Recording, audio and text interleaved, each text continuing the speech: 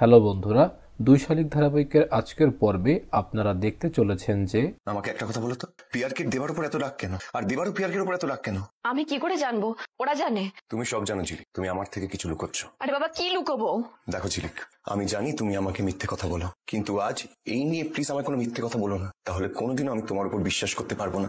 আজ তুমি এই ঠাকুরের সামনে দাঁড়িয়ে যা বলবে আমি বিশ্বাস করবো। পিয়ারকে দেবা আর ওর মাকে ঠকিয়েছে। কিভাবে ঠকিয়েছে? ওদেরকে স্বীকার না করে। কিসের স্বীকৃতি? কি হলো? কিসের স্বীকৃতি?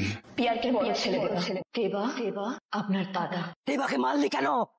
ভদ্রভাবে কথা বলুন। সব আর একটা কথা বললে না এখানেই শেষ করে রেখে দিয়ে যাবো। কে ওই মহিলা এভাবে এসে ওনার সাথে কথা বলছে? রীতাকে শেষ করেছিস তুই, এবার তুই দেবাকেও শেষ করতে চাইছিস। এখান থেকে তো কিছুই শুনতে পাচ্ছি না, কিন্তু এই মহিলা অত উত্তেজিত হয়ে কথা বলছেন কেন? আপনার যদি মনে হয় আমি রীতাকে শেষ করেছি তাহলে করেছি, আর আপনার যদি মনে হয় আমি দেবাকে মেরেছি তাহলে মেরেছি। আর যদি দেবার কিছু হয়ে যায় তোকে এখানেই মেরে তোর সৎকার এখানেই করে দিয়ে যাবে। তো দর্শক, এই ছিল এখনকার মতো আপডেট। পরবর্তী আপডেট পেতে আমাদের চ্যানেলটি অবশ্যই সাবস্ক্রাইব করুন।